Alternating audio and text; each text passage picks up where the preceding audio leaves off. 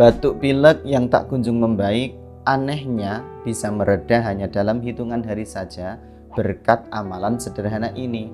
Ini kisah nyata yang dirasakan oleh Sobat Tartil dan langsung diceritakan kepada saya. Caranya, kamu baca surat Al-Ikhlas 3 kali, muawwidzatennya sekali, kemudian kamu tambahkan doa sebanyak 7 kali yang berbunyi Bismillahirrahmanirrahim, A'udzubillahil azim min syarri kulli irkin na'ari wa min syarri harrin nari. Silahkan segera kamu amalkan, simpan dan bagikan pula video ini, karena siapa tahu bisa menjadi pengingat di saat kamu kurang fit.